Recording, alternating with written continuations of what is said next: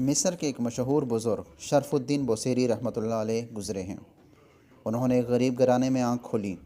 جیسا کہ والدین بچوں کو اسکولوں مدرسوں میں تعلیم حاصل کرنے کے لیے بھیجتے ہیں، اسی طرح بوصیری رحمۃ اللہ علیہ کو بھی والدین نے مدرسے بھیجنا شروع کیا اور جلد ہی آپ نے قرآن پاک حفظ کر لیا۔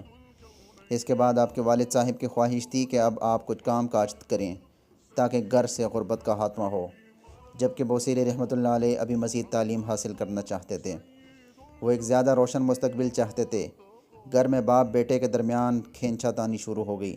آخرکار بوصیری نے اپنی والدہ کو اپنے ساتھ ملا کر والد سے مزید پڑھنے کی اجازت لے لی۔ اس کے بعد آپ نے تجوید، فقہ اور باقی ضروری مضامین کو پڑھا اور بچوں کو پڑھانا شروع کر دیا۔ اس وقت تک آپ ایک دنیا دار شخص تھے اور مادی کامیابیوں کو ہوئی ترجیح دیتے تھے۔ آپ غربت سے نجات حاصل کرنا چاہتے تھے۔ شاعری کا وصف آپ کو اللہ کی طرف سے ودیعت کیا گیا تھا۔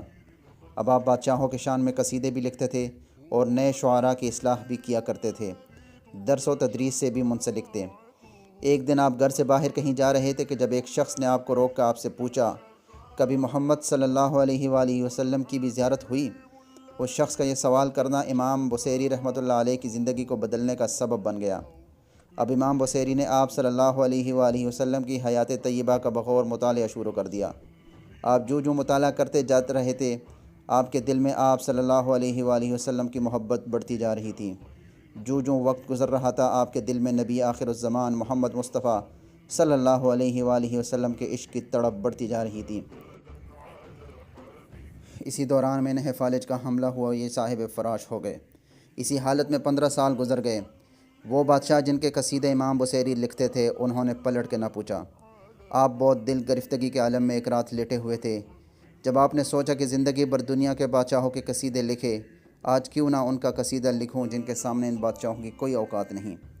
جب ٹوٹے ہوئے دل سے سچی محبت کے ساتھ الفاظ نکلے تو اس بارگاہ میں مقبول ہو گئے، جس کے بعد وہ الفاظ امر ہو گئے۔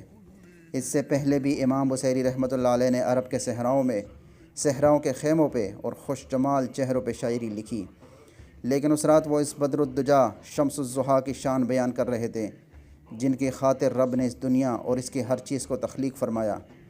میرا ایمان یہ ہے کہ یہ کلام بھی رب کی ہی دین ہے اور وہی رب ہی ہے اسے انسان پہ اتارتا ہے۔ جب آپ قصیدہ لکھ چکے تو آپ نے قلم دوات رکھی اور سو گئے۔ اسی رات آپ نے خواب دیکھا کہ آپ صلی اللہ علیہ وآلہ وسلم تشریف لائے ہیں اور فرمایا کہ اٹھ بوصیری۔ امام بوصیری نے کہا، میں ہزار جانوں سے قربان، لیکن کیسے اٹھوں، کیونکہ وہ فالج زدہ تھے اور اٹھنے سے قاصر تھے۔ آپ صلی اللہ علیہ وآلہ وسلم نے اپنا دست شفقت ان کے جسم پہ پھیرا اور فرمایا، اٹھ اور مجھے وہ سنا جو تو نے لکھا۔ امام بوصیری اٹھ بیٹھے اور جھوم کر سنا رہے ہیں، مولایا صلی وسلم دائماً ابداً۔ اے اللہ، آپ دائمی اور ابدی سلامتی بھیجیے اپنے محبوب پہ۔ میری آنکھیں آپ کی یاد میں آنسو بہا رہی ہیں اور رواں دواں ہیں۔ مدینہ پاک سے ٹھنڈی ہوا آ رہی ہے، اندھیری رات میں بجلی چمک رہی ہے۔ میرے عشق کا تذکرہ لوگوں تک پہنچ چکا ہے۔ اب میرا راز محبت بھی نہیں چھپ سکتا اور نہ ہی میرا مرض ختم ہوگا۔ تیری محبت کی میرے آنسو اور میری بیماری گواہی دے رہے ہیں۔ میں اپنے عشق کو کیسے چھپا سکتا ہوں؟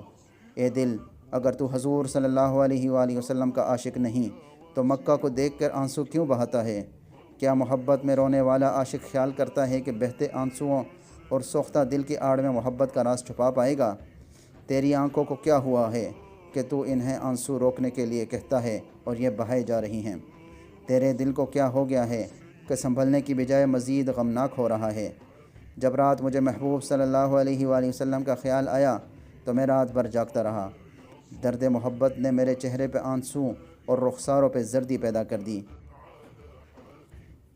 اے غریبوں کا خیال رکھنے والے، ایک دلگیروں کی دلجوئی کرنے والے، اے مظلوموں کے ہاتھ پکڑنے والے، اے سچ کہنے والے، اے گناہگاروں کا پردہ رکھنے والے، اے ازل کا نور، اے محمد صلی اللہ علیہ وآلہ وسلم، آپ کے منہ میں آپ کے دانت ایسے ہیں جیسے سیپ کے اندر قیمتی موتی۔